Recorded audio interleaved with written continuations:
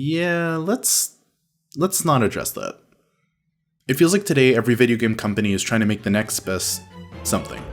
Breath of the Wild was and still is often described as the best Zelda game, and by some, the best open world game.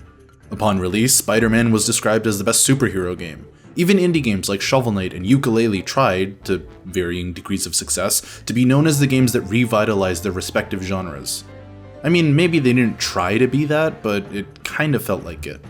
But what these games, specifically ones like Breath of the Wild and Spider-Man, relied so much on was structure. Ironically, it's these games, the ones that promised hidden collectibles, open worlds to explore, and cryptic riddles to solve, are the ones that have the most strongly enforced structures. To clarify, what I mean by structure is, for example, in Breath of the Wild, a game regarded to be one of the most freeing and open games in the genre of open world games, you have a quest log. The quest log is split into 4 separate sections, and it's got a quest counter at the bottom of the screen telling you how many you've got left. So you know that there's still X many side quests left in the world for you to find. The same goes for the shrines, there's a counter for that too. Spider-Man is almost the same, if not a better example of this. The game's got a map that tracks every side quest and its mother, not letting you miss out on a single piece of information. And that's really convenient and great, but it just feels like the more open these AAA games are, the more there is to keep track of and ways to keep track of it all. Yeah, I've gotten lost in the worlds of games like Breath of the Wild and Spider-Man for hours on end. But a good chunk of the time when that happens, it's because I found a hidden quest line or an item that I need to farm in order to upgrade my gear, or for a hidden quest line. And when it's not for a hidden quest line, it's a secret that's clearly marked on the map, making it not a secret. Everything is just there from the start of the game, and in situations where you can't reach a secret, it's only ever because you don't have the specific upgrade you need to get it. But whatever, you just come back hours later and use your new double jump or whatever, and whoop-de-doo, you got the secret collectible. I guess it just feels like all the information is given to you in games today, and the only thing blocking you off from stuff is that you don't have an upgrade or an item, or haven't completed a questline that impacts the story yet. At a certain point, it starts to feel increasingly overwhelming and strictly structured, but somehow manageable and helpful at the same time. Whether any of the stuff I just brought up is bad for games or good, I wouldn't be able to tell you, and that's a conversation for another time anyway. What I can talk about though is that all of this is why I really liked playing A Short Hike. Spoilers for A Short Hike from here on out, by the way. There's not much in the game to spoil, but I figured I would play it safe. For context, A Short Hike is a quick 1 to 4 hour game depending on how much of the game you decide to play. You play as Claire, who's on a camping trip with her aunt. All you have to do in this game is take, and here it comes, a short hike to the end of the trail so that you can get cell phone reception.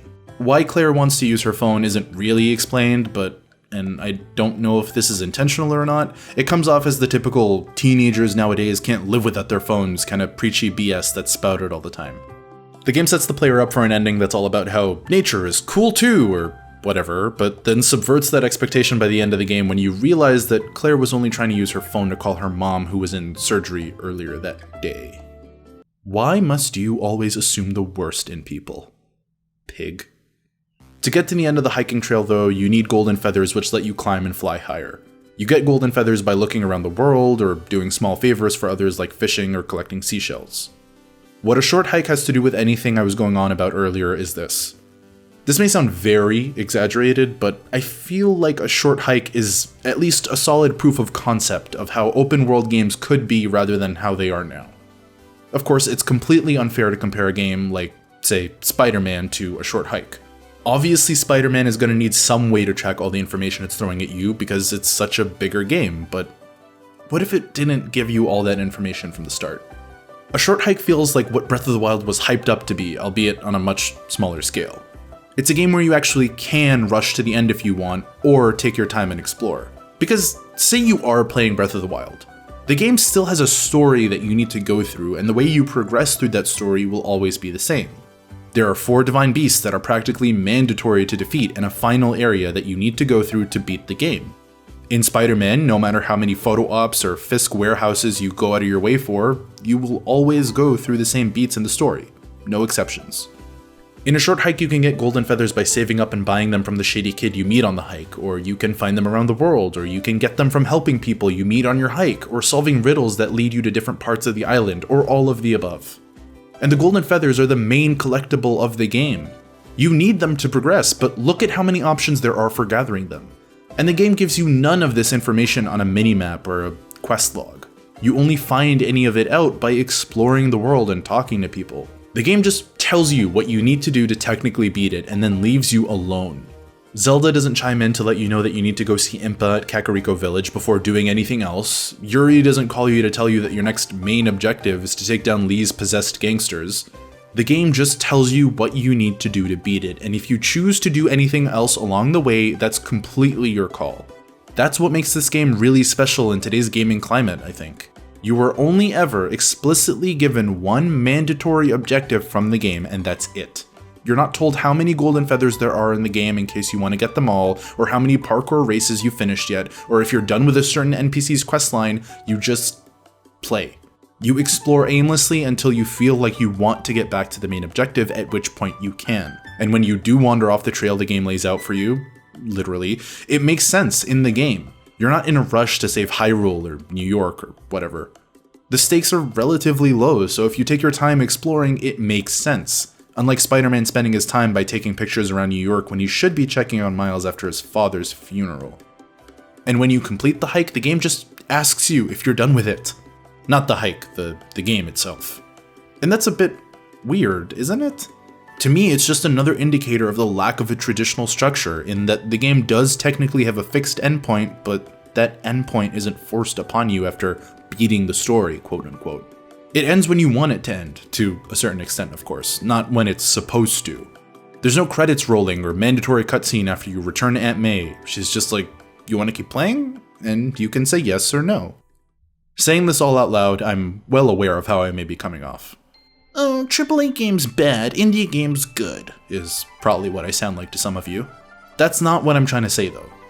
Obviously, a game like Breath of the Wild needs a map. Obviously, there should be a way to track quests. I mean, I was a bit irked at first when I saw that A Short Hike didn't have that. And yeah, it's nice that the game tells you how many quests and shrines are left. But is it not getting old for these kinds of games to be hyped up as freeing and relinquishing all control to the player when really they're not, and they're just bigger games that tell you what to do differently? When really they're just giving you more to do and not enforcing an order in which you have to do it? Wouldn't it be cool if these open world games did what A Short Hike does and just let you find everything alone? I'm not hating on games that have a story they want to tell. I love those kind of games. For instance, I've been playing Star Wars Jedi: A Fallen Order, and that's been really fun. But the game is fun because it knows it has a story it wants to tell and tells it in the best way possible. It's not a game that thinks it can only get away with telling its story if it disguises itself as a grand and adventurous and revolutionary game. The game is pretty linear, but there's nothing wrong with playing linear games. What I'm starting to get tired of though is when games are linear but have a huge map and every collectible is marked on said map, and there are very little ways to actually explore the world. And that's why I appreciated the experience I got from A Short Hike. Also because the game's just generally made well. That probably helped. Thanks for watching. Just so I don't completely ignore the elephant in the room, I'm aware that it's been a while since my last upload. Do I plan on going almost another year without uploading? No. In the case that something's come up in my life, I'll post on the community tab on my channel since it's the best tool I have to communicate with you all. So thanks for watching, and have a great day? I don't know, man.